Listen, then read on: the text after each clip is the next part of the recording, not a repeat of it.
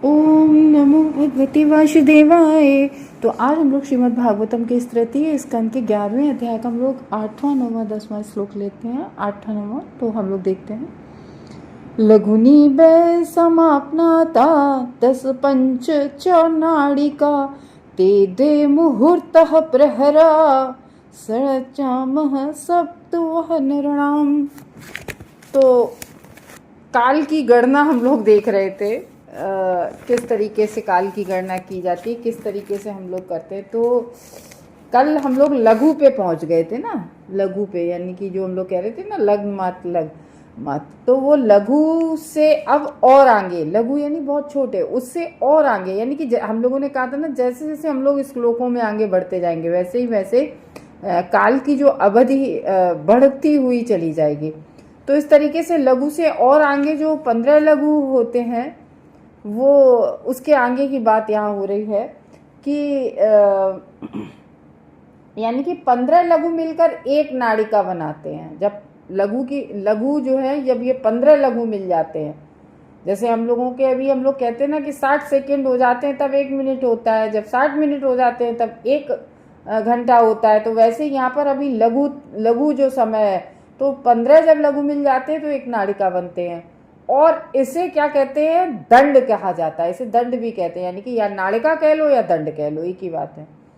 और जब 2 दंड मिलते हैं तो एक मुहूर्त बन जाता है।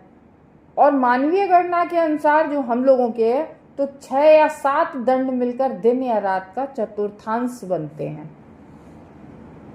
तो अब यहाँ पर बात हो रही है मुहूर्त की। तो जो हम लोग मुहूर्त की याद करते हैं, तो वो मुहूर्त पता है कैसे होता है। जैसे हम लोग नहीं कहते कि इतनी इतनी घड़ी का मुहूर्त है। तो जब दो समय संध्या काल जो होता है, 2 समय मिलते हैं। जैसे सुबह उठते हैं ना, तो जो 4-5 के बीच में, यानी कि जब रात्रि जा रही होती है और मॉर्निंग सुबह हो रही होती है, सूर्य भगवान आ रहे होते हैं, वो छठा उस टाइम को वो भी मुहूर्त होता है। फिर उसके बाद में जब शाम को भी ऐसे ही होता है, जब दिन जा रहा होता है रात्रि आ रही होती है। तो वही कह रहे, एक मुहूर्त तथा 6 अथवा 7 दंडों का एक मतलब जो प्रहर होता है, प्रहर जो मनुष्यों के दिन रात का जो चौथा भाग होता है। तो छोटे कभी कभी हम लोगों ने देखा है कि इन दिनों बहुत लंबे दिन होते हैं। अभी हम लोग देखते हैं ना कि लगभग लगभग 7:30 तक अंधेरा हो पाता है अभी इस समय। और जब विंटर्स आते हैं, सर्दी होती है, तो 5 बजे 5:30 तक अंधेरा होने लगता है, बहुत जल्दी होने लगता है। तो इस तरीके से दिन को 2 अवधि में बांटा गया है, यानी कि एक 6 दंडों का, यानी कि जो छोटे दिन होते हैं उन्हें 6 दंडों का कहा जाता है, और जो बड़े दिन होते हैं उन्हें 7 दंड का कहा जाता है। तो इस तरीके से मतलब हमेशा एक जैसी दिन की मतलब हर दिन की अलग अलग जो है वो समय अवधि वो नहीं नापी जा सकती, क्योंकि कभी दिन छोटे होते कभी दिन बड़े होते हैं।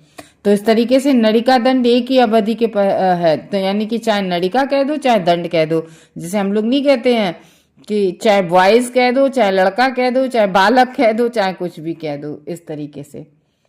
तो इस तरीके से जो 24 घंटे होते हैं, 24 घंटे में 4 प्रहर तो हम लोगों के सुबह के होते हैं। हम लोग नहीं कहते इस प्रहर में उस प्रहर में। तो जो हम लोग मानव जाति की गणना के अनुसार, हम लोगों की भौतिक घड़ी के अनुसार, यानी कि 4 प्रहर दिन में होते हैं और 4 प्रहर रात में होते हैं। हम लोग नहीं कहते प्रथम प्रहर में पूजा की, या शिव जी की चतुर्थ प्रहर में यानी कि सुबह 4 बजे पूजा करें। ऐसे करके जो प्रहर होते हैं, तो ये प्रहर 24 घंटे में 8 होते हैं और 12 घंटे में 4 प्रहर होते हैं। तो इस तरीके से 6 या 7 नाड़ियों का एक प्रहर होता है। प्रहर दिन व रात्रि के दोनों संधियों के ब्रह्म मुहूर्त होता है। जैसे सुबह ऐसे होता है, दिन रात्रि की संधि जब होती है तब होता है। उस मुहूर्त को छोड़कर ये गणना होती है, यानी कि वो जो मुहूर्त होता है सुबह का शाम का, वो मुहूर्त वो छोड़ दिया जाता है, उसको छोड़ के गणना होती है उस समय की गणना। तो वो कुछ अलग होती है उस समय की गणना। तो इस तरीके से ये नियम नहीं है प्रहर 6 का हो या 7 का, ये होता है। तो 9वें में क्या बता रहे हैं, द्वादशाघपलोम्नाम मानम चतुर्वेश्च चतुर्गुल है स्वर्णमासे कृतिच्छिन्द्र यावत् प्रस्थ जल प्लुप्तमः। तो यहाँ पर कह रहे द्वादशार्ध पलोनर, यानी कि द्वादशार्ध यानी कि बता रहे हैं द्वादश अर्ध यानी कि 6 पल, यानी कि भार की माप का। तो एक नाड़िका या दंड, जो कल अब जो पिछले श्लोक में हम लोगों ने जाना, नाड़िका या दंड एक ही होता है। एक नाड़िका या दंड के मापने का पात्र यहाँ पर इसकी बता रहे हैं कि हम लोग कैसे समय की वो मापते हैं कि अब इतना समय होगा, तो वो माप बड़ा इंटरेस्टिंग है, बता रहे हैं इसमें। मापने का पात्र 6 पल भार, यानी कि एक तावे का बर्तन 14 औंस का, यानी कि उसकी क्वांटिटी की इतना बड़ा ही तावे का बर्तन हो, तो 14 औंस वाले तांबे का लोटा या तांबे का कटोरा कुछ भी ले लीजिए, 14 औंस का, वो लो आप एक खरीद लाओ या बनवा लो, जो भी कुछ हो, और उसमें 4 मासा भार वाले, यानी कि 4 अंगुल लंबे सोने की, मतलब वो सोने की सलाई उनकी भाषा में जो वैदिक लैंग्वेज है, 4 मासा भार वाले, यानी कि कितने भार की वो सलाई बनेगी, मतलब कितनी लंबी और चौड़ी होनी चाहिए, कितनी गोलाई में उस सलाई का छेद होना चाहिए। तो 4 अंगुल लंबी होनी चाहिए, क्योंकि ये देखा जाता है ना कि उससे छेद कितना बड़ा होगा उस पात्र में।